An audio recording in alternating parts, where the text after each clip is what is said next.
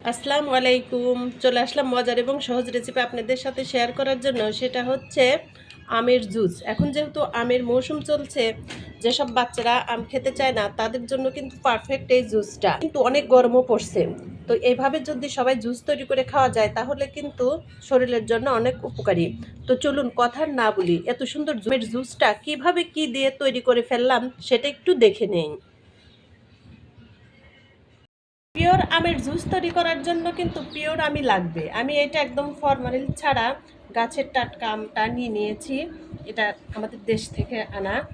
তো আমি এখন চুলে কেটে সুন্দর করে টুকরো টুকরো করে পরে আপনাদের সাথে জুসটা শেয়ার কীভাবে জুসটা তৈরি করব, তো সেটা আপনাদের সাথে শেয়ার করব। তো এখন আগে আমটা আমি কেটে সুন্দর করে রেডি করে নিই।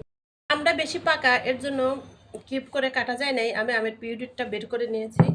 এখন আমি ব্লেন্ডারের জারে দিয়ে দেবো। যে ব্লেন্ডারের জারে আমের পিউরিটটা দিয়ে দিচ্ছি 1 চা চামচের 4 ভাগের 1 ভাগ লবণ, পানি। তো পানিটা বেশি দেবো না, 1 গ্লাসের মতো দিয়ে দিলাম।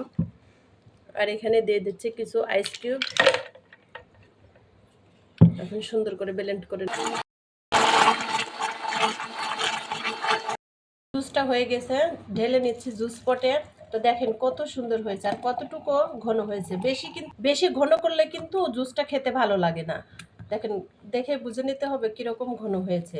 এখন আমের সময় এভাবে জুস তৈরি করে যদি বাচ্চাদেরকে দেন তাহলে কিন্তু ওরা অনেক মজা করে খাবে। আর যেসব বাচ্চারা আপনার হচ্ছে আম খেতে চায় না তাদেরকে জুস তৈরি করে দিলে সুন্দর মতো খেয়ে নেবে। আলহামদুলিল্লাহ, আমের পুষ্টিটা পেয়ে গেল। তাই তো দেখেন আমার একদম পিওর আমের জুস। যেহেতু এখন আমের সময়, অবশ্যই এভাবে বাচ্চাদেরকে তৈরি করে দিবেন, কিংবা নিজেরাও খাবেন। এখন অনেক গরম পড়ছে, শরীরের ক্লান্তিটা দূর হবে। তো সবাই ভালো থাকেন। আর আমার ভিডিওটা যদি আপনাদের কাছে ভালো লেগে থাকে তাহলে আমার চ্যানেলটাকে ফলো দিয়ে আমার সাথেই থাকবেন। তো আল্লাহ বিদায় নিচ্ছে। আপনারা সবাই অনেক ভালো থাকেন। আল্লাহ আমাদেরকে ভালো রাখুক। আল্লাহ হাফেজ। আসসালামু আলাইকুম।